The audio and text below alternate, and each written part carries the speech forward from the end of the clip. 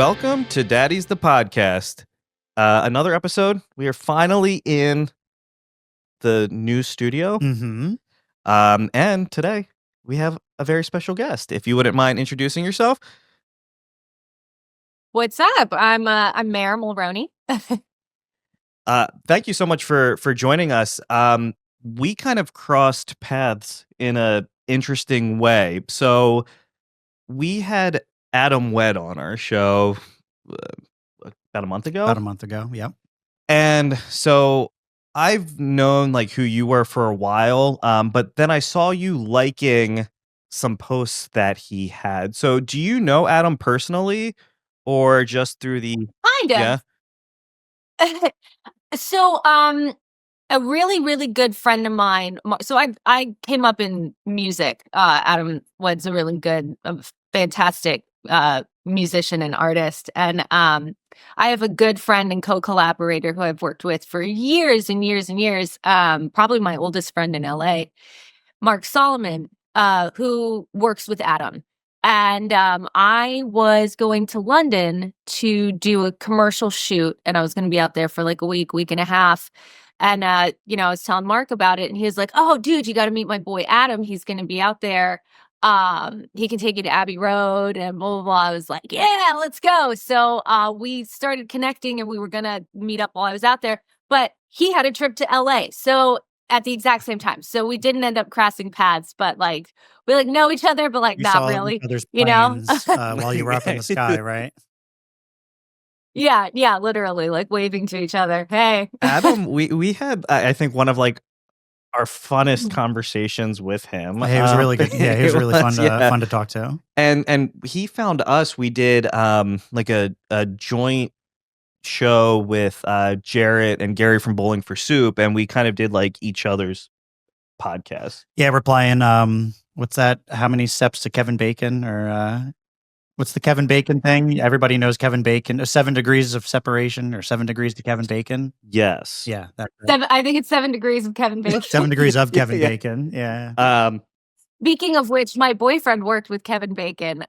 So yeah, everybody knows That's Kevin Bacon. And you know what? That puts us now closer, right? Yeah, right. Kevin Bacon. It's the little things. Mair, I have to say, when you first jumped on, you were playing with her lightsaber. I am the biggest Star Wars fan ever, and I was watching the Star Wars short film that you did, and it was awesome. I loved it. It was very cool. Thank I geeked out, and I was as a got a poster for it right here. Sands of Fate. And I was geeking out. I could tell Star Wars fandom is torn at times, at the best of times, I'd say. And that was like, I could tell like real fans were making that movie. Oh, yeah. Yeah. Real fans and real filmmakers, like all of those guys, they work in the Star Wars world. And they they went hard. So Tim Martin was the director. It was co-directed by Tim Martin and Patrick Lundberg. Tim is a monster, or a special effects monster. He does, and he creates all of these creatures. He designed a lot of the creatures for The Mandalorian. You have Chris Bartlett is in it. He plays one of the droids, and he's in The Mandalorian. Actually, you guys should have him on your show. I can connect you. He's in The Mandalorian, Ashoka. He's in every single Disney Star Wars show that's on the planet. He's in it.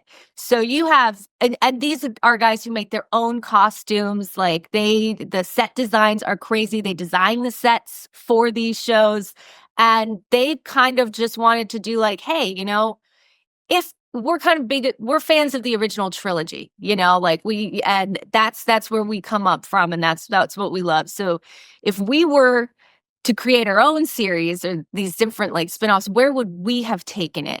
As opposed to kind of where Disney took it, which they don't want to say anything bad about Disney because they all work for Disney, right? But, creative differences. It's definitely a choice We'll say that. that has been made. Yes. Now, I have to Yeah. ask, so when you use like an intellectual property, something like Star Wars, is there like a lot of red tape, or like is it like covering a song where you have to like pay a fee, or is it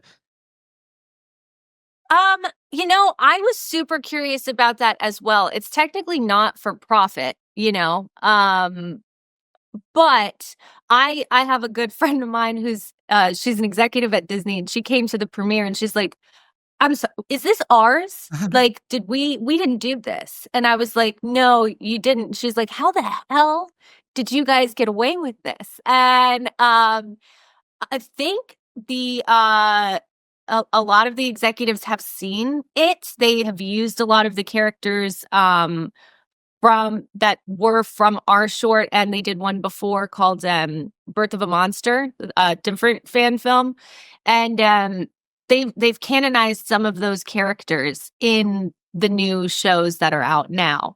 So they're fine with it because it's done really well, but I think it is a very fine line that you can walk. I mean, there was definitely I've worked with companies who have tried to do things that have kind of emulated Star Wars just a little bit, and they've gotten shut down immediately.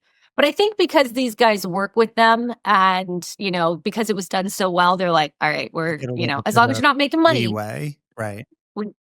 Yeah, because I always just assumed like Disney. I heard Nintendo's really good. Like they'll get you if you even whiff around any of their. I just know that you don't want the mouse to be angry with you. Yeah, right. You don't. There's, they do there's a blurb at the very, very beginning that says, this is a not-for-profit fan film. We're not in association with Disney. But they're very much Disney's very much aware that it exists and it lives out there. That's good that they know. And that's a good sign that they haven't worked with everybody. Come for anybody yet. No, I think they're good. I think I'll we're tell good. you what. When I was looking at it and I saw like that poster that you just held up, and I honestly thought, and there's no way that this is possible. I love Star Wars that much. I said, did I miss something? Did I miss an actual release of a Star Wars film or a short story or something? That's how much. I mean, you guys tricked me almost. So those props. That was good. Yeah. No, I start my reel out that way too. So they're like, wait, oh, she was in Star Wars? Oh, what? What show is this? But yeah, no, it was wild, man. There was we shot at this part of it shot at this bar in Hollywood called Scum and Villainy. And it's looks just like, the bar from the cantina from actual Star Wars. But then they created this, there's part of it where they created this incredible set. And you walk on and you see it that they built, and it's all foam, and but these guys like made everything and made it all come to life, and you're just like, whoa. Like with the band, when the band starts playing, that's not even shot in the cantina. That's a completely different location, shot like a year later. That was the next Reader band was absolutely Easter egg. I loved that. I will have to send you some of the behind the scenes stuff that I have from that. It was amazing, but it blew your mind because you're like, you felt like you were just in the Star Wars universe. I was like, this might be the closest that I ever get, but I'm happy. Yeah, I'll take it. So I'm not as big into Star Wars as Erik. No, you love Lord of the. No, you don't love Lord of the Rings at all. No, I would much rather prefer Star Wars over Lord of the Rings. You're not geeky at all. You're just not geeky.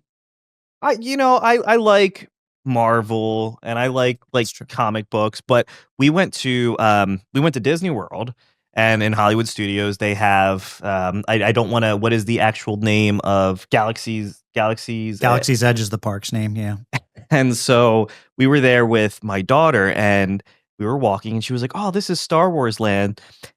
And this dude turns around and he's like, "That is not what this place is called. We are not there. This is Galaxy's Edge." A 3-year-old? Yeah, she was like 2, where like, all right, whatever. She doesn't really care. But I got to say, Star Wars people are Yeah, there's You know? something. Yeah. Yeah. I don't consider myself to be in that group, but Yeah. So I do have to ask. So I know you're in California, and I mean, right now you have with the fires going on. How has that? I mean, like the pictures look like. I mean, it's horrific. Mhm. It is. It's hard to imagine. So, Los Angeles is an absolutely humongous city. It's, like I think it might be the size of like a couple of states, honestly. It's a really large area. And you have a lot of different people living here. So around this time of year, we get Santa Ana winds, and I don't really know how to describe it other than like it feels like you're in a hurricane. Like the winds are incredibly bad, but it's still hot outside. It's still dry. And we get brush fires constantly, but usually they can be put out rather quickly. When these winds take them, it's like there's just no stopping it. It's crazy. It's hard to get helicopters in the air because it's so incredibly windy. Um, and they just spread massively. Like a few years ago, we had these really insane Malibu fires. And I remember having to go to auditions in Santa Monica while Santa Monica is evacuating. And it's like the middle of the day, but everything is pitch black. And you've got, embers flying at you. And it's terrifying. And you're like, am I in the apocalypse? Like, this is crazy. And I thought that was bad. So this is a lot worse than that. It's it's nuts. So the Palisades is a neighborhood, very big area right underneath Malibu. Malibu makes more sense to catch on fire because it's a lot of landscape, mountainous areas, but you wouldn't expect a neighborhood to catch on fire like this. So, but it's old, they're old houses, a lot of wood buildings, really truly iconic Hollywood. Like it's not downtown Hollywood, but when you think of Los Angeles, when you think of, the dream and making it and driving up and down the PCH, that's gone. All of it's gone. A lot of people have lost their homes. It's crazy. And so that's on the west side. And then on the east side, you have Pasadena, Altadena, which is very, middle working class area. That caught on fire as well. And that's absurd. And then you have these winds kind of blowing everything into the middle of LA. So you have the winds from the ocean blowing it east, and you have the winds from the mountains blowing it west. And it's just, if you're in the pocket area or in the valley, you can just see, you just saw the red kind of rising over the hills, and this red glow just getting bigger and bigger and closer and closer. Absolutely terrifying. Then you have all these other fires. Like there was fires sounds everywhere. like the apocalypse, like straight up. It, yeah, it did. The whole industry shut down completely. I was working on a series that had just started shooting in Altadena, and I remember leaving set one night being like, God, it's windy and it smells like a barbecue. And it was just gray. And I was like, was this dust? What is, and right as I get on the freeway, everything opens up and I can see the mountains on fire. And I was like, oh shit, what?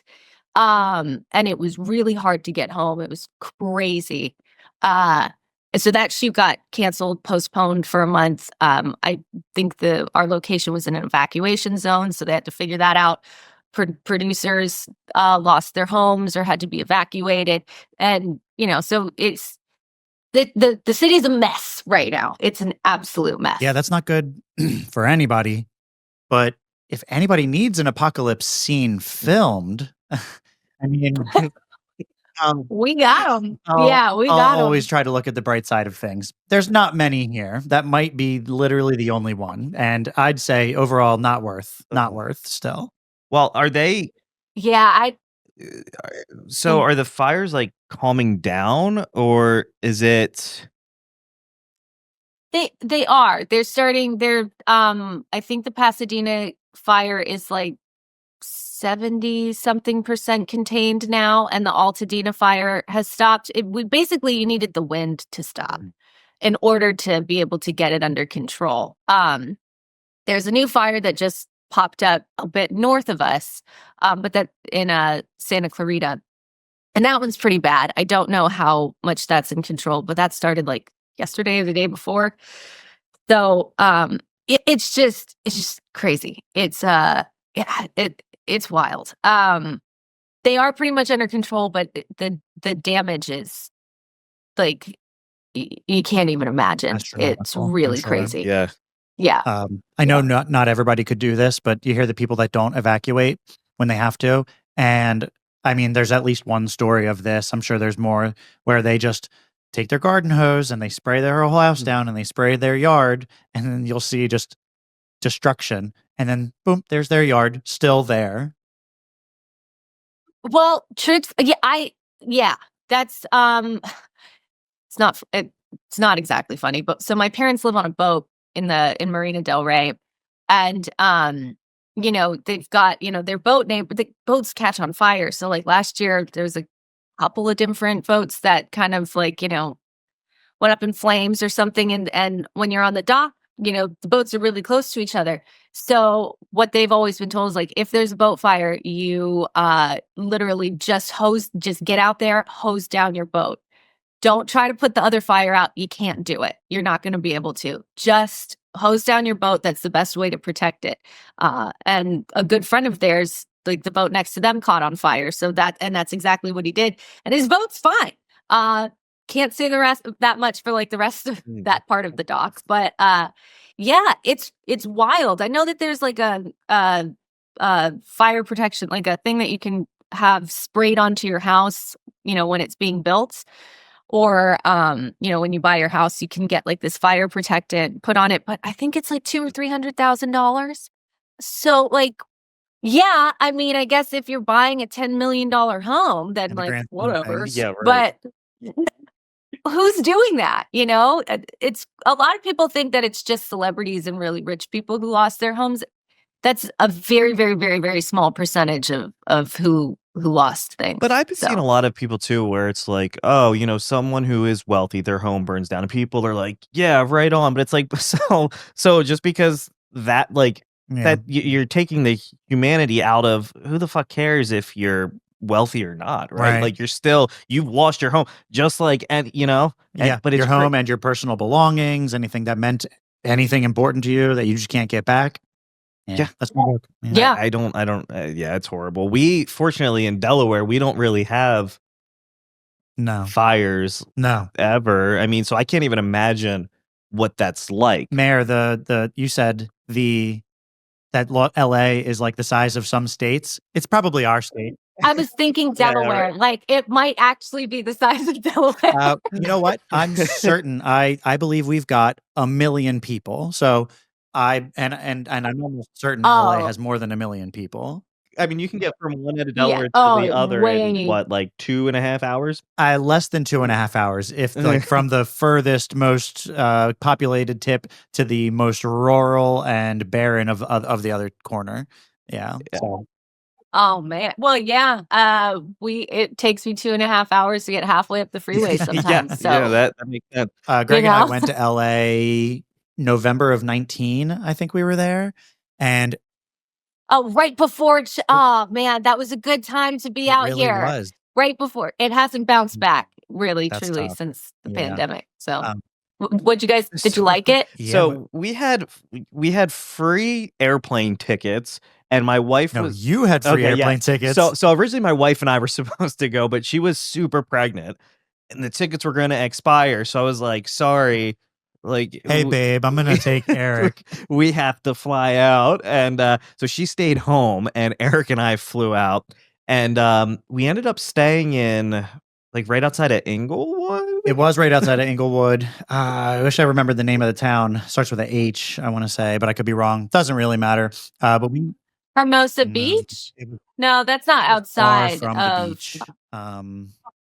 Far from the beach? Okay. But it was close to LAX, I think. But maybe, I don't. It was really close to the new football stadium. Yeah, it was close to SoFi. and it was being built at that time. Okay. Yeah, it's just south of SoFi. But anyway, we walked up that way in the middle of the day, and we didn't know like where we were. We weren't like looking at a map and saying like, "Oh, look where we are." We just knew that there was a. Did we just want to walk to town? We walked to In-N-Out Burger, and on the way back, it started to get dark, and we kind of had an idea that we weren't in a great area. The guy that was driving us back, he said, "I Oh, live in Inglewood, bro, and I wouldn't have walked through this neighborhood." it's LA's wild, right? So East Coast, I'm an East Coast girl. And you know where you are at all times, basically on the East Coast. You are either in a good area or you are not, right? And LA is tricky. I remember my first time coming out here being like, people like, I would like, I was in music. So you had friends who, lived in certain neighborhoods and stuff. You would go meet with different producers who had in-home studios, and they would be like, and I'd be like, this is the hood. Like, these are nice homes. Like, this is like a cute area. And they're like, nah, dude, you're seeing Yeah, it in the I would daytime. Do I not would come back Airbnb here at here. night. Like And this is my new vacation home. yeah, I was like, this is cute. What are you talking about? Yeah, no, it changes. And it goes from like, you can go to like from Beverly Hills to just like a homeless encampment real quick. It just depends on what street you're on. So you LA is a place where you definitely want to know where you're at all times. And I don't think any part of it is particularly Mm, safe mm. ever. I live in Marina Del Rey. I think it's that feels very, very safe to me. But even still, it the neighborhoods change, and you got a lot of homeless, a lot of crazy people just I vividly remember everywhere. that actually, and I enjoyed it when we went. It was cool. I mean, we did like Universal Studios. We went to Venice Beach. We did the pier, The Santa Monica Santa Pier. Monica Yep. Pier, and I remember especially like Hollywood, like Boulevard. It was warm Times Square, is what it kind of felt like to me. Yeah. There were a lot of the like the characters, and you get conned into taking a picture, and then they want a tip Yeah. kind of deal. And Sanic the Hedgehog Mhm. walked up to us Yeah, looking all right. goofy, and it was like, uh, Dude, those guys have turf wars, man.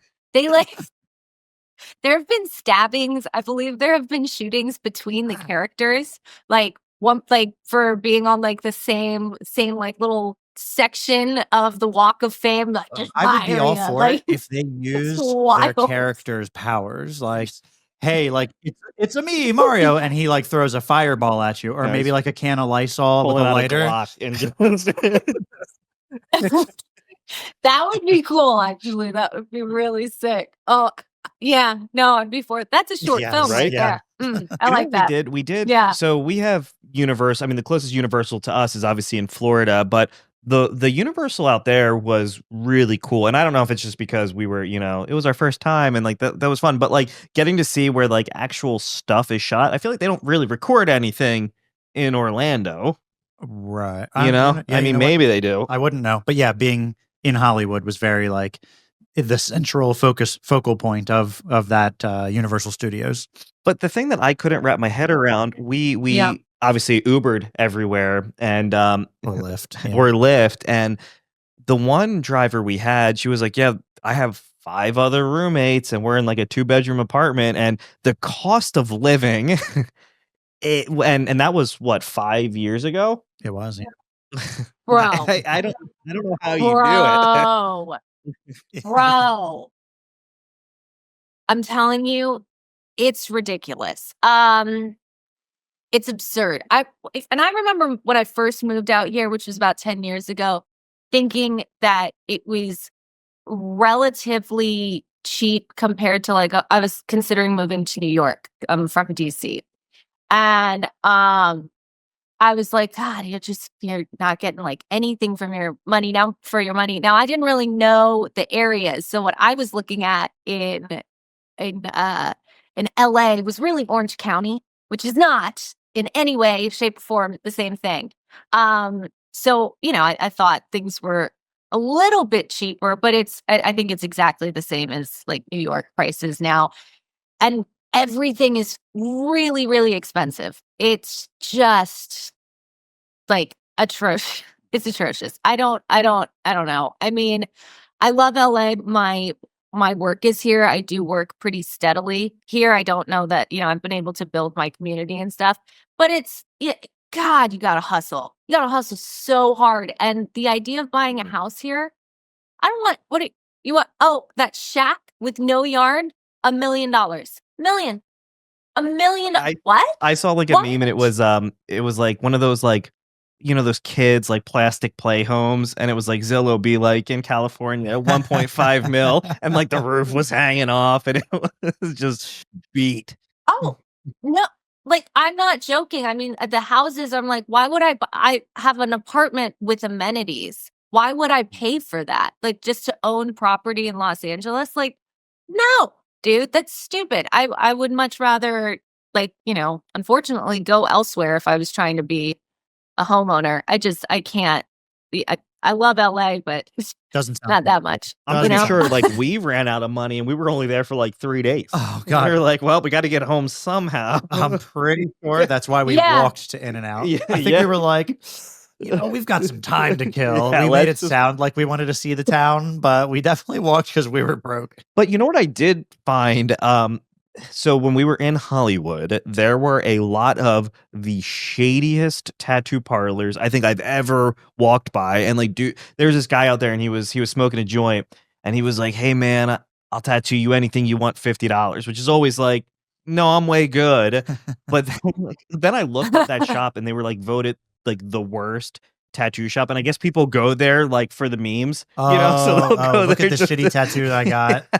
But there was a whole lot of that, and like I'm not used to that here in Delaware. We don't have, I mean, there are a lot of tattoo shops, but not just like all within walking distance where people are just offering you.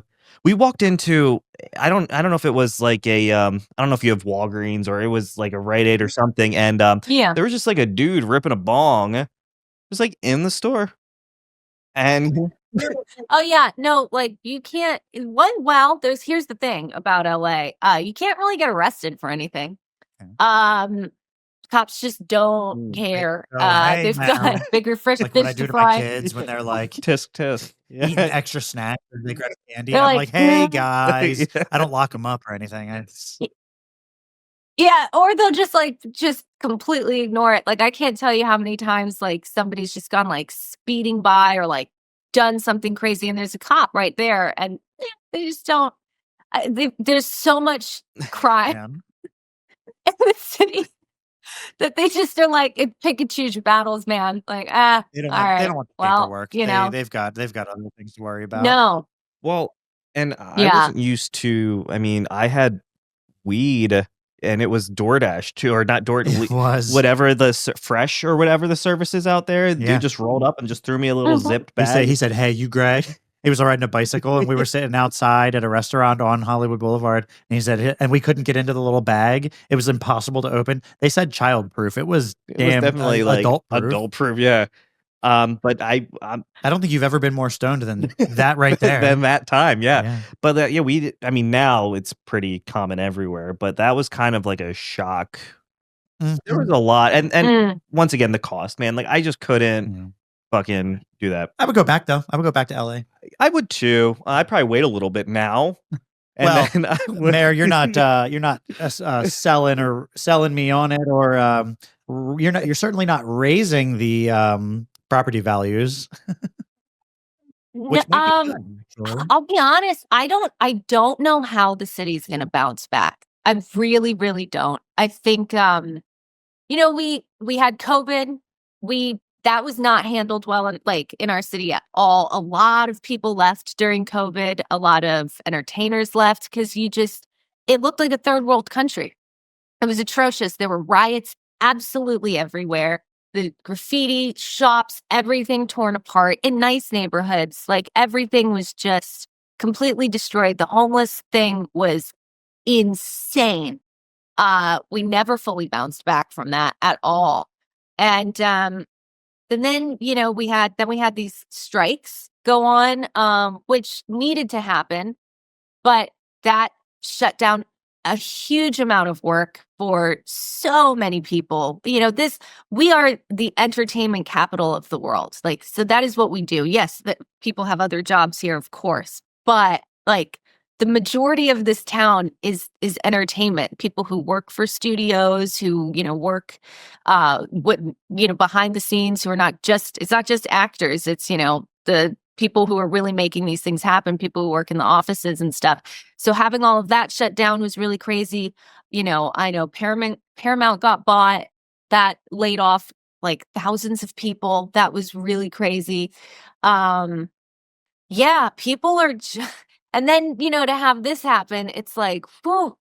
I think a lot of people are considering going to other places. And besides that, it's really expensive to shoot in Los Angeles. Like, I know people who have shot, it's very common to shoot in Cincinnati and make it look like Compton. I know several people who have shot films out there, flew out the entire team, like flew everybody out, all the actors, all the crew, flew them all out from Los Angeles. It was cheaper to do that, house them for months in a different state and film there than it would to be paying for permits in Los Angeles. That sounds like a shift away from Hollywood. Yeah. So do you think it's really, there's supposed to be a new tax incentive that happens this summer that's supposed to bring a lot of jobs back to the film industry, or a lot of filming back here. But it sounds like I don't know, man. I really don't know. Probably have to fix a lot of other things at the same time. Yeah. Where's the next? What's the next Hollywood? Yeah, where's everybody going? Like, what's the new Mecca? Austin's very, very popular right now. Austin, Texas. I know a lot of people are moving to Vegas. So that's definitely an option. A lot of things are filmed in New Mexico and overseas. A lot of productions are filmed overseas. Okay. So, like, I have a buddy right now, he's working on the new, is it Jack Ryan? I think he's a line producer for Jack Ryan, and he's in Dubai. He'll be there for a year. But yeah, they're, everything's not here right now. So there's a lot of non-union stuff. So like a lot of the work that I do, that's filming constantly, but there's only so far you can go with those types of projects. And if you want to take that next leap into your career, it's very, very difficult to do in Hollywood right now. So I don't know if I heard this correctly, that there's like a new studio being built in North Carolina, or I don't know. I thought I saw that there's like some massive studio being built somewhere that's like, this is going to change. I always thought Georgia. Maybe. Well, Georgia, because it's that, like, the little, what is it? The Peach is the thing. And I would see it at the end of, like, there's like video games that have it. And The Walking Dead. That have it. Oh yeah, a lot is filmed in Atlanta. My boyfriend has an agent in Atlanta. He's a filmmaker, but he does a lot of stunt work. And his stunt agent is located in Atlanta because I think all of the Marvel films are shot out there. So Atlanta's a big hub. Atlanta's been a big hub for a minute. I know Danny McBride built a massive studio, or is building a massive studio in, is it North Carolina or South Carolina? It's one of the Carolinas. Which, awesome. It's wherever he's originally from is where he decided to do it. And I know that they do film a lot out there, but yeah, it's just moving. It's leaving. The beautiful thing that used to be so cool about LA is it's just such a hodgepodge of where you can walk down the street and meet anybody, an executive, a celebrity, an actor, a musician. It is just, the networking was phenomenal out here. And, when things are spread out, you don't have that option. But, I think independent filmmaking is making a rise.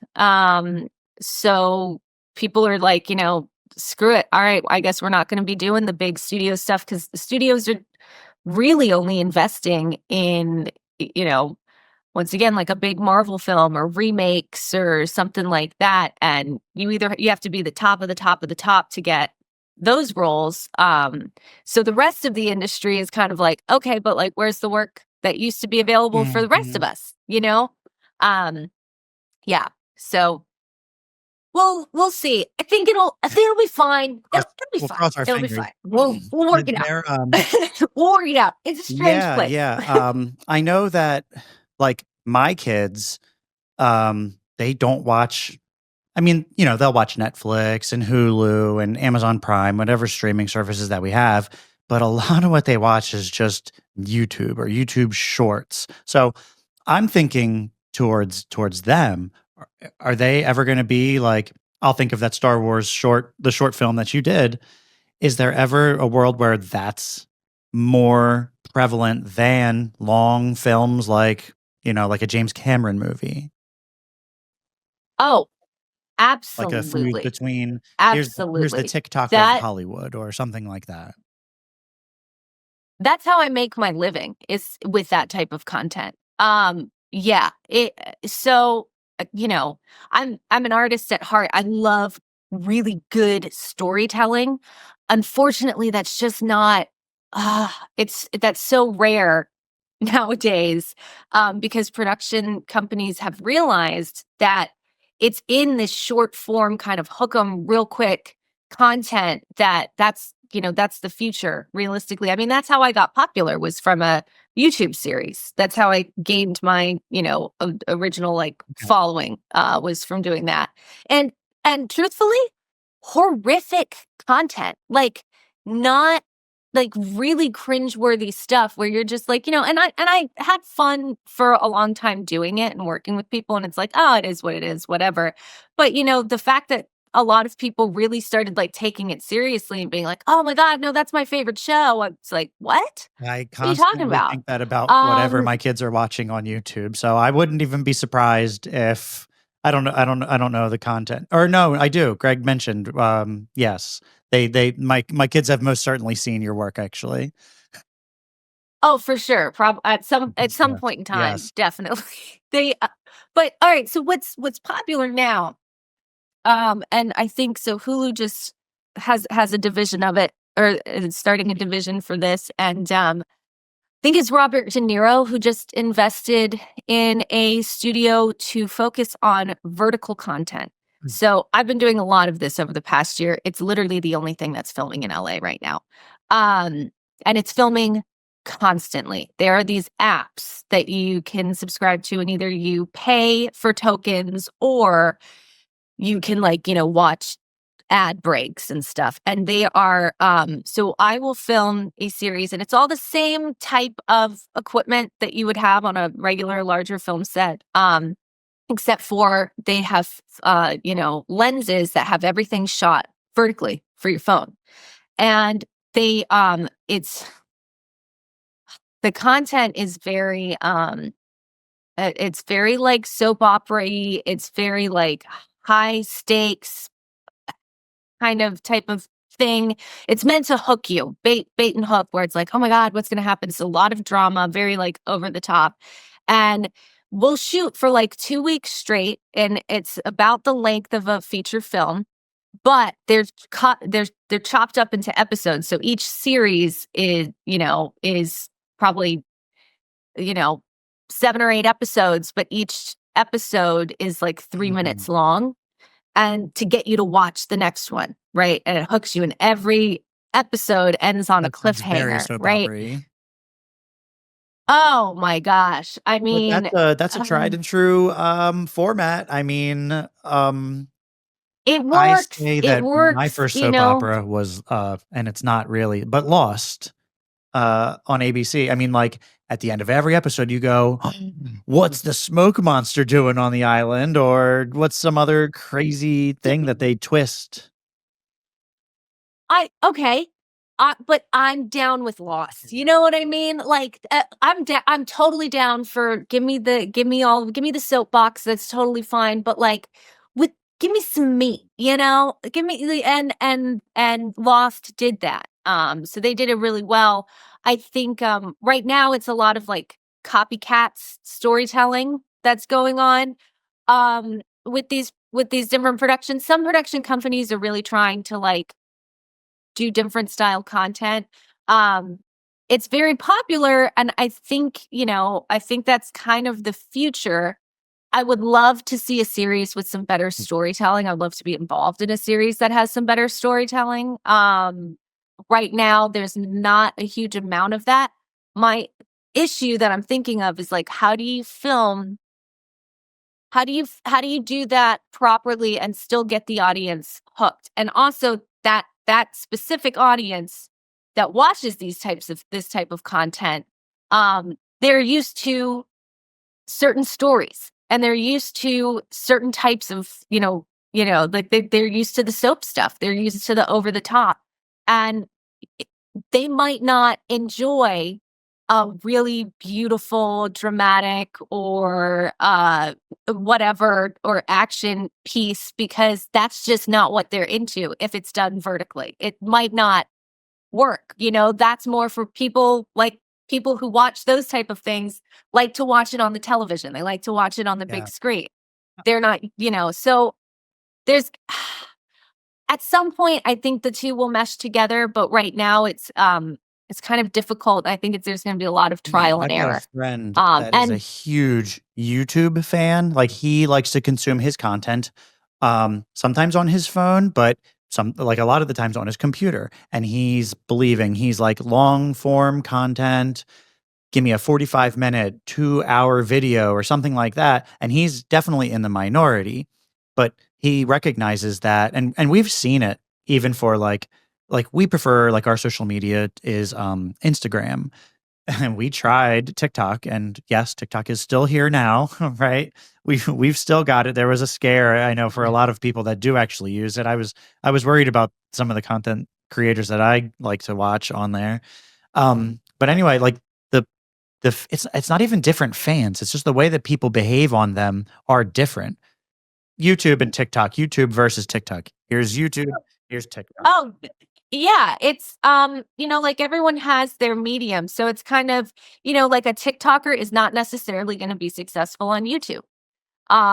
Somebody who's successful on Instagram is not necessarily successful on TikTok. Because they're different audiences. Same with like Facebook. Facebook is a great place for creators as well, but it's just a different audience.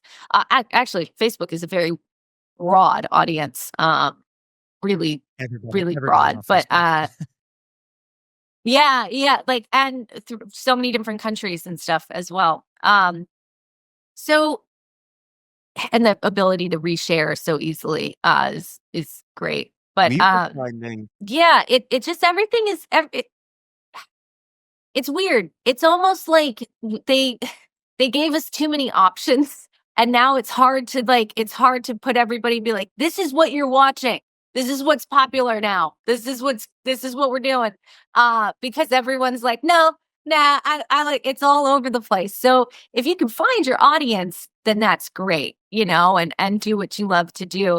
But you really at the with these new series and this new form of content, at the end of the day, you have business people running these things. You have the suits, and they're not artists. They don't care. They don't care if it's good quality content. They don't care if the actors are happy. They don't care. They don't care if the crew is satisfied. They're like, okay, what's the bare minimum that we can pay you without getting in trouble, so that we don't look like crummy? All right. And how many of these can we pump out a week? I know it's not right. It's the only thing that's filming right now, and I'm pretty like popular in that space. So, and I do enjoy the people that I work with, truly. You have some really talented filmmakers who are like, well, this is the job right now, who are working on these projects. But yeah, man, it's meant to hook you. It's like gambling. And then it got like, yeah. So then after they of course they fell in love. Okay. Wait, wasn't this called The Proposal? Oh, yeah. Well, then it turns out that my man was actually like a martial artist, and then he ended up fighting a whole bunch of people. And then there was like some deaths. There was a shootout for some reason. Was he also a billionaire? Yes. But secretly? Yeah, he was pretending to be homeless, but it was to take down his uncle has been stealing from the company, and then he was just this like handsome dude the whole time. This sounds like a Hallmark movie. Like the Clark Kent effect, where glasses on versus off. Oh, It was 100%. so good. Yeah. Was that the Princess Diaries? Where she Anne Hathaway, right? All she had to do was let her hair down and take off her glasses. She's Yep. beautiful. It does work.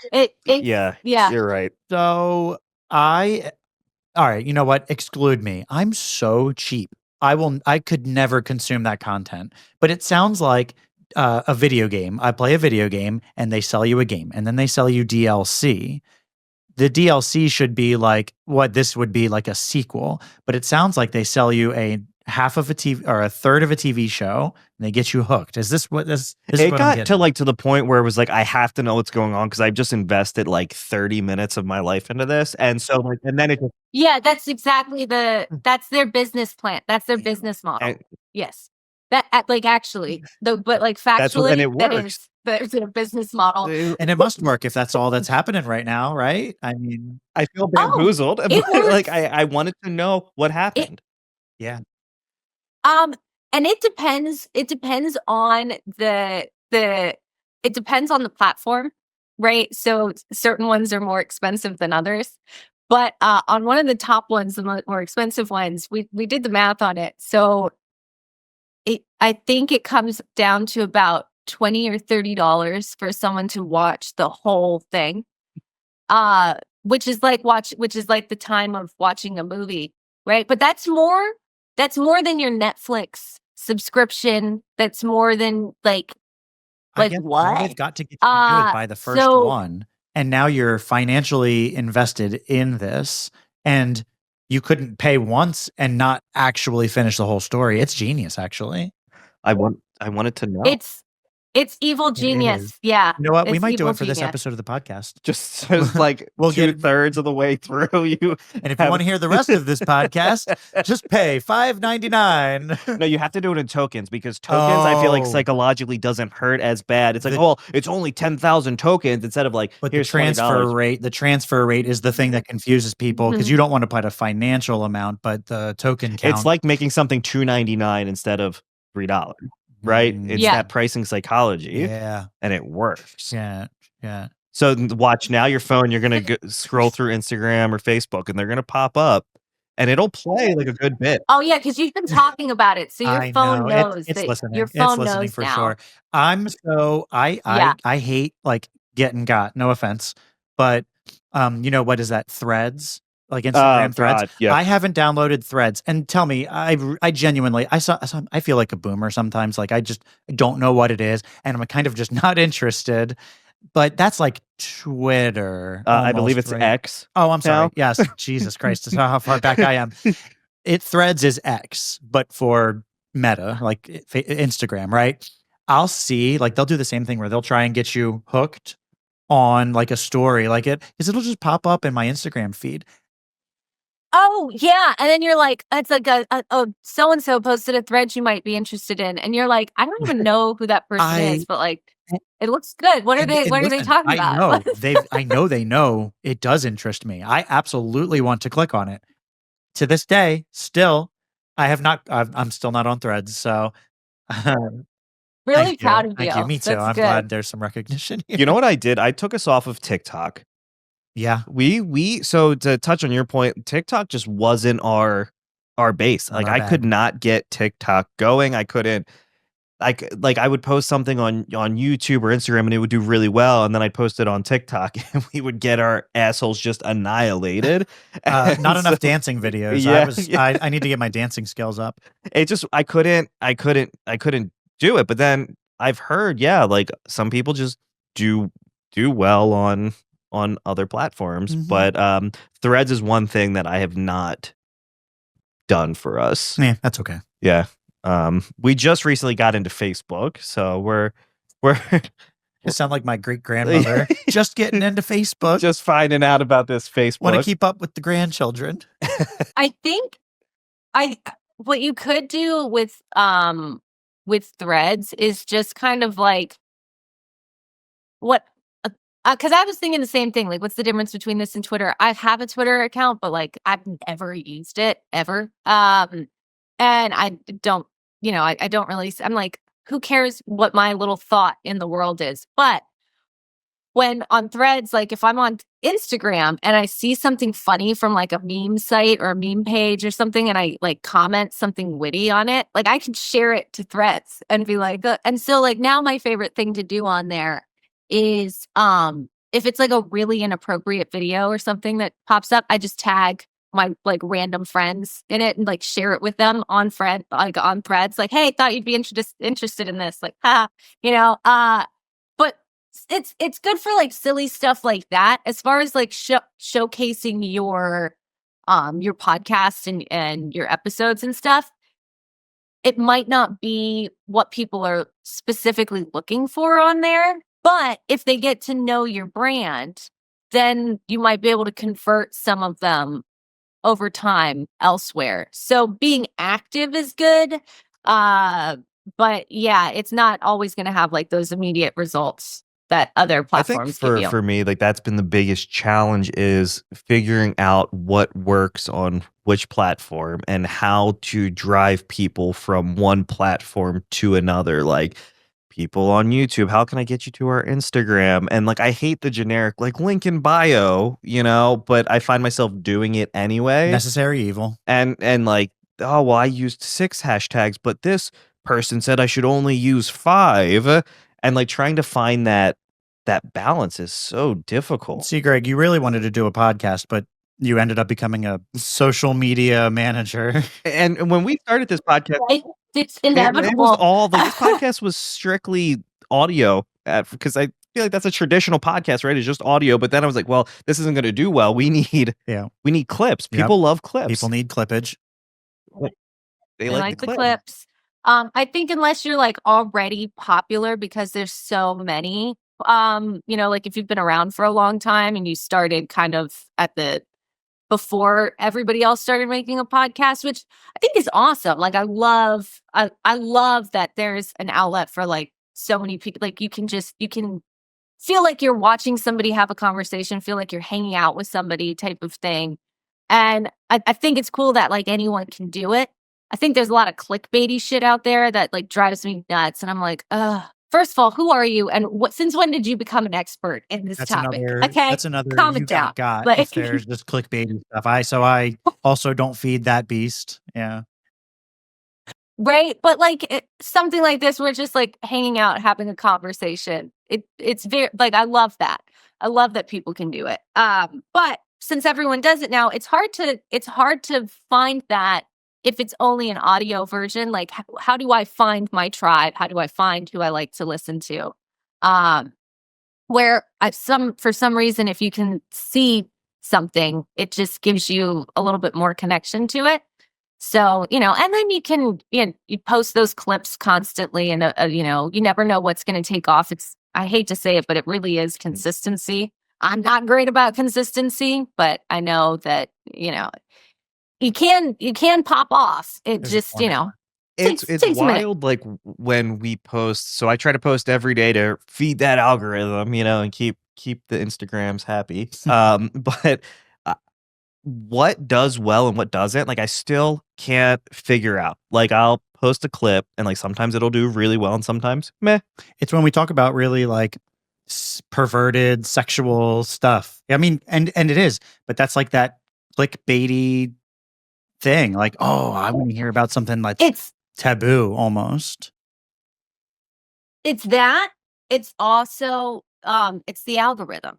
So the algorithm on each platform is different, but it's smart. It's really smart. So like TikTok in particular, if you're posting something and they know that like it's from a podcast and they know that they know what it is the second you post it. The algorithm knows, and it knows that the only reason you're posting this is to try and drive traffic to another platform. So they'll suppress it. The algorithm will suppress it to keep people, because they're like, why are we going to promote, something that's going to drive traffic elsewhere? We don't want that. Someone's watching your podcast. That's 1 minute they're not watching TikTok. Yep. Exactly. Right. Instagram is very similar that way. So if they see, it's like, oh, this is a podcast clip. It's 2 guys. What's successful when they're doing that?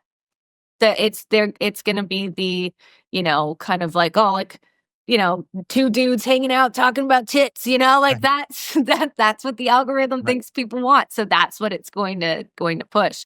And it gets confused. Like if you are posting, my page is like a hodgepodge of like personal, work, fun, this, that, whatever. And a lot of times it just doesn't know what to do with my content. I don't care. I'm going to do it anyways because like I don't want to have different sites for all of these different things. I'm like, whatever, my audience will find me. I don't care. But it does 100% like get confused if it's like we don't know what to do with this, You're going to break the algorithm. Well, and then I'll find like Instagram will recommend people to us, and for whatever fucking reason, I don't know what we did, but it was all people who worshiped Satan or something. Oh, it's looking at your tattoo. Oh, because you were a heathen. Yeah, right. You're a fucking heathen. That's why. Apparently, I'm going to burn in hell. But that is something that has been popping up. It said recommended for you, and it's just Satanist. And whatever, more power. Maybe they're trying to tell you something like that might be a good audience. Those are our people. Well, I'll tell you, when we were doing just audio, we weren't ever going to be able to find guests to have on to have these conversations. Like it was just Erik and I, and we've talked about this before, but like we would do a 45-minute bit and then we would fucking eat snacks for some reason. Like imagine no. Did you get like a mukbang community? So funny enough, that's how we really started. That's how we started. We worked together. We've worked together for a long time, and we would just like, okay, we were sitting in the car. We've told this story on the podcast a few times, but we were sitting talking and said, hey, look at this girl. I mean, she was very attractive, but she posted on what's that fundraiser site? GoFundMe. And she said, help me like live my dreams. Was it a PC? She wanted a gaming computer. She wanted a gaming computer. And she said, please help me fund my gaming PC. And people gave her money. She didn't do anything. She didn't promise them anything. She just wanted money. And people gave it to her. And we were like, oh, well, why don't we try that? So we said, no lies. We're just gonna eat fast food and we'll like go live and people could watch us eat because that's what we loved to do. I mean, we love food so much. And we did it. People gave us money. We went live on Facebook just to our friends, and there were no like outside followers. And what happened? I gained like 30 pounds. You went to the hospital. Yep. And we immediately cut. But there was always like within our like friends and family, like a desire. When are you going to go live on Facebook again? Well, and yeah, so we would be sitting there eating, and then it would be like, so-and-so gave you $50. And I was like, wait a minute, this is awesome. Like, people are paying us to just essentially kill ourselves by just eating a bunch of fast food. And so we did that, yeah. And then we stopped, but then we kind of like missed that part of it. We're like, well, how can we like still record ourselves, but not... Shit, dude, we missed that because there are people that legit. Oh, yeah. I actually see it and I feel bad sometimes. Like there's people that are doing it and they like, if you see like this is when they started doing these live eating videos. Oh, it's atrocious. It's so bad. It's so bad for their health. It's I don't want to watch. It is pleasing to watch, but I don't want to watch and like almost condone it, like the way that it is. But it's a strange. It's such a strange thing. I have like I just recently discovered the name of it. I didn't know that this was like a mental disorder, but apparently I have one. It's where like this like certain sounds like trigger like extreme anger in you. So I have like a really sensitive hearing. I have tinnitus too. It came from, just being in the music industry and, having listening to headphones too loud for so many years in the studio. But I think I've always had really sensitive hearing. So certain like chewing and smacking noises, like I will throw you out the window. Like I will physically get out of here. Like I hate it. That's what a lot of that stuff is. That's just not your bag then anymore, is it? I can't do it. So it doesn't make sense to me, but I know that it's like such a popular thing. And was talking to somebody one time it was somebody that my mom worked with, and she had like an intern, and this girl was like very kind of weird and quiet, and like she would sit in her little office cubicle and watch these like mukbang videos while she would eat her lunch. And my mom asked her like, what is it about this that you like? And she's like, well, it feels like I'm having lunch with this sad. Wow. It feels like I'm having lunch with a friend. And I was like, Oh my. oh, Girl. Let's go out and go have some real friends and lunch. And wow. But which is so like sad and kind of endearing. But like, I think that's a big part of why people watch that is they feel like they're having a meal with you. Maybe not like they don't have anyone to eat with. I'm not saying that, but like, you know, they feel like they're a part of it for some reason, or it's like comforting. I don't get it, but like, Right. you know, so, okay. what's that show on? I think it's TLC, My 600-Pound Life. Yeah. And so the one person was like, that was her thing, Oh. mukbanging. Okay. And I mean, but like the amount of food, and then I'm thinking, how can they afford? Yeah, that's money. It is money. Like the amounts of food that you're consuming is wild. I can't get down. Like some people really like hearing people eat pickles into a microphone. Oh, like a Clausen, like a Like, snap. Why? Well, yeah, ASMR Yep. is what they're going Eating for. ASMR. Nope. Cut sand. I want to see you cut some sand. I Right? can get down with that. I can get down with the sand cutting. Those are I'm very all Or about that. a red hot nickel ball. I love red hot Right. nickel balls, dropping Yep. them on things or putting it in a jar of mayonnaise. The Yes. crushing thing that crushes The all of hydraulic the presses. stuff. That's Yeah. all that my kids want to watch. Well, I have in my car when we're waiting for school drop off line. They're like, put on the pressing videos, or the elephant toothpaste videos. It's just a very long video for the elephant toothpaste. Mm-mm. It's like The thing that like I don't know what it's made out of, but like it expands yeah, so if you put it tremendously. in like a test tube, it shoots the chemical reaction, like shoots out this. I don't know. Looks like a tube shooting it out like a tube of toothpaste. Look it up. Tube elephant toothpaste. I know it's a really weird. No, Yeah. but now I'm for it. intrigued. Yeah. Yeah. But yeah. Who was it? Was it David Dobrik who like did elephant toothpaste, but like filled his pool in the back of filled his pool with this chemical, and like then they put I think it was him. I would not be surprised if it was. And then they like put a chemical in it, and like literally it just took over. It took over. It was way too much. They didn't do the science and it insane. filled up the backyard. I think. Yeah, and I think there was major property damage. So we've moved on. Mair, we used to watch the way I was introduced, my daughter used to watch some short videos. I won't name the company that you were involved with. We talked about it a little bit while you were gone. Okay, yeah. So that's how, but then now her big thing is Ben Azel. Yeah, Ben Azelard. I mean, Ben is probably on. Well, she calls it Cam because his like best friend is Cam, and I think she's like in love with Cam. And he's got like this vest on, but he doesn't wear a shirt. Okay, sure, right. And that's what we watch now. But that's the type of shit that he does too, and it's crazy to me. Just like it's content. It is. Yeah, my kids watch a ton of that stuff. It's really wild. Like, I guess we can like relate it to like Viva La Bam or something like that, or Jackass, like stuff that we used to watch back in the day. It's kind of similar. I've worked with Ben before.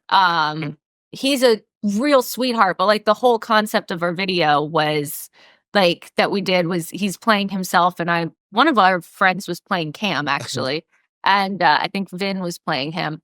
That would make sense because he's got the six pack. And basically, like, we're just like pranksters, pulling all of these pranks on each other in the house and stuff like that. He's a really sweet kid, honestly. I mean, I guess he's an adult now, but I think he was like 17 or something when I worked with him, maybe 18. I don't know. Really sweet, but it's just like, whoa, that's what you guys do. Now, mind you, he's got like a massive team behind him. So like everything is planned out, but he's a hustler too. Like in between takes and stuff, he's like communicating and scheduling like, okay, I have to do this like this day and this, because they're constantly, it's like, it's a machine of content that has to be I think made. there's always been So, like that kind of community and like I want to say YouTube, but when I first really noticed it, you guys remember Vine? Oh yeah. Like those Vine videos, and then there would almost be like, I don't know, like a Vine house where people would be like, all these like individual creators would meet up and say like, oh, well, now this person's going to collab in this person's Vine video. And I thought that was awesome. I was like, oh, because everybody loves a crossover. And I don't know why I thought that all these people that were really popular on Vine probably just lived like it was anybody just like me from little old Delaware. And this guy's from Michigan, and Colorado, and Arizona. But I have to imagine all these people live in like LA and they're very centralized and they could visit each other regularly and easily to make more content. Yeah, so there's things called they're always popping up. I've been to a lot of them where they're like influencer houses and not necessarily, and nobody necessarily lives there. So the content there are houses that like influence, like a group of friends will get who are influencers and they'll live there and they'll create content and stuff like that there. But for the most part, a lot of those collabs that you're seeing is there's certain days of the week where this house is open for influencers. Like you have to, and you need a special, if you need to be invited by a friend and you need to show your follower count and in order to go, in order to come in. And you have to they'll have products and all sorts of stuff there, and they're kind of they're sponsored by companies. Like there was this one called the Wish House for a long time. It was sponsored by Wish, which is kind of like a Temu or I remember Wish was the like the original Temu. It was like, oh, can't afford Nickelback, so you get the Wish version of Nickelback. Yeah, they had this dope house, like really dope house. I went there a few times. And they had all these products, and it was like at least one of your videos you have to like show something with Wish on it, right? Like, that's it. Or tag us or something like that. But it's basically just like a place where a whole bunch of different creators come once a week. And, you would think it's like a wild party. And I guess like occasionally it would kind of get that way. But really, like these people are there to work. There's not like a lot of drinking or like doing drugs or anything like that. Sounds like a lot of fun. But no. It's so weird. It's the most awkward kind of thing. Like you're literally there, everyone's sizing each other up. Most people are really, really nice, right? But like you get there and it's like, am I popular enough to go talk to that person over there and ask them if they want to do a video with me? Or like, oh, I'm friends with this person who knows that person. So like, can you make the intro real quick? I have this idea of this thing that I think that we could shoot. It's so awkward. It's so weird. And it's just like, oh, can I see your page? And then like they'll look at your page or you look at each other's page and it's like, oh, so you do this type of content. I do this type of content. What's something that we can make together real quick? That's not going to take up too much of my time because I still want to do this one thing with this other. It gives me the most atrocious anxiety ever.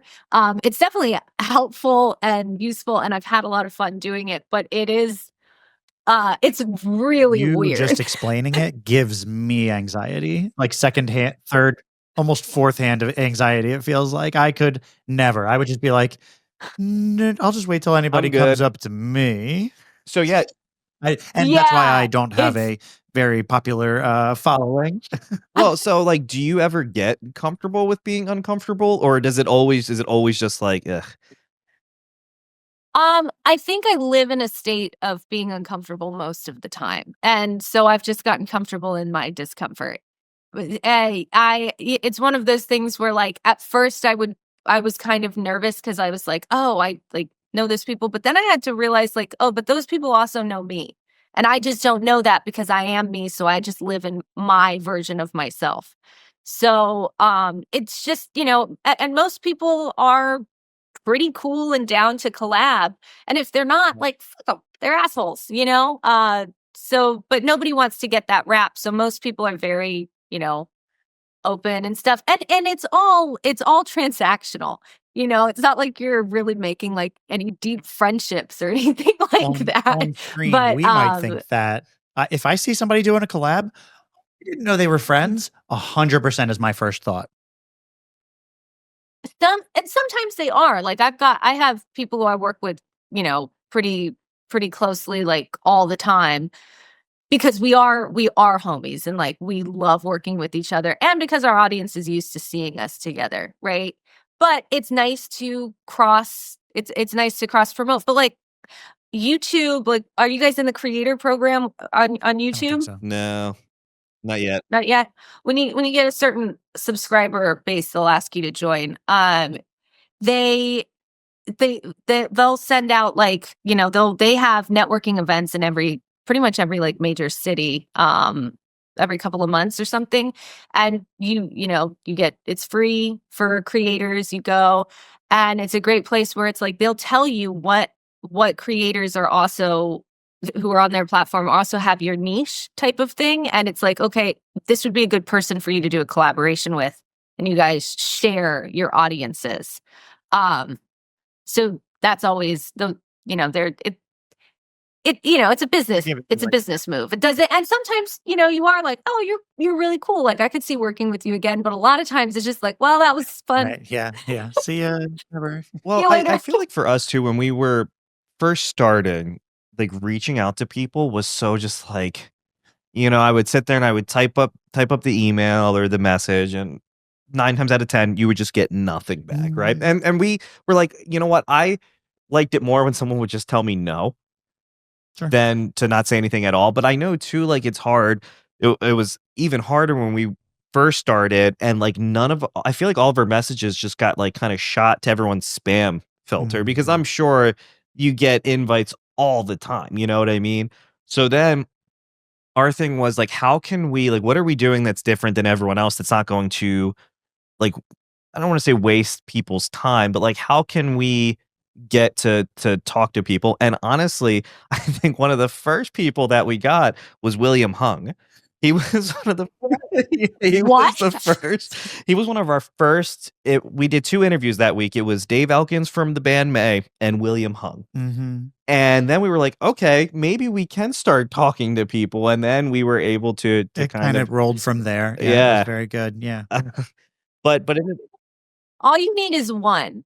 All you need is like to show that you've had one kind of like, Show me your references. whether notable or not, kind of guest on there. And they're like, okay. Well, and cool. I think when we had Puyan, who plays keys in Scary Kids Scaring Kids, and when I messaged him, I was like, hey, like, here's what our show is, but we also really want to kind of know about the person and not like what everyone sees. And he's like, well, for me, that was why I wanted to come on, because I get people all the time that say, hey, what's it like playing in a touring band, versus like, hey, I'm also this. This is my. I've talked about playing in a touring band 100 times.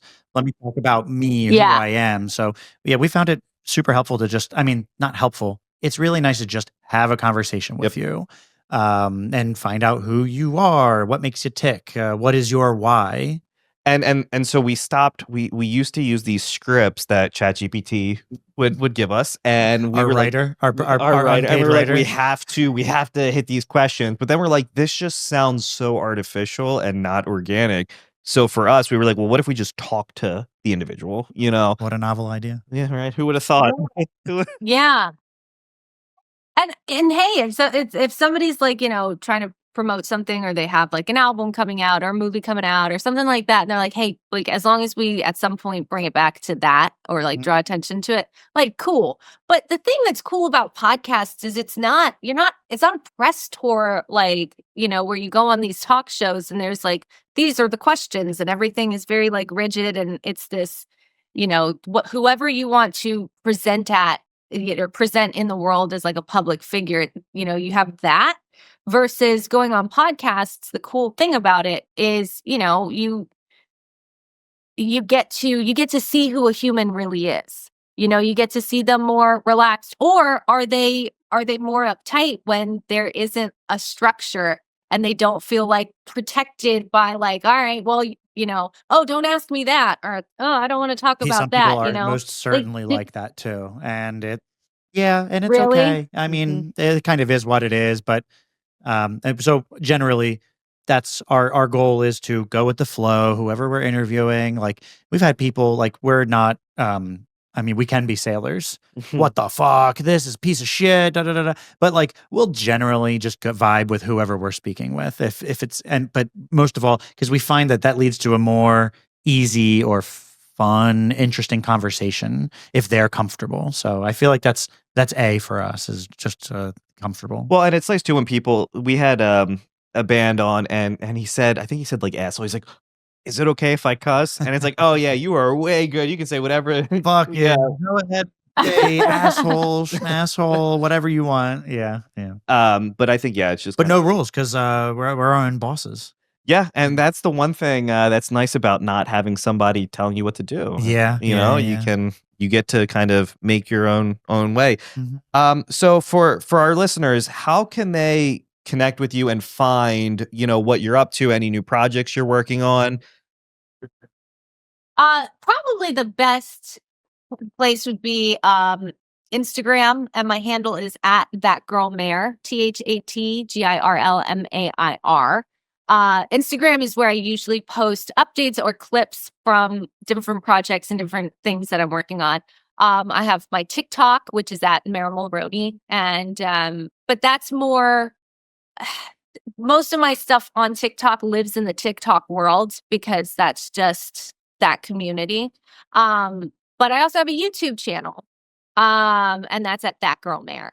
So, and I have a podcast that launches on Tuesday at noon next week. But I don't know when this comes out. So maybe by the time this comes out, I have a podcast. Yes, too. The podcast aired yesterday. Aired yesterday. Everybody, go and listen. What's the title of the podcast? All right.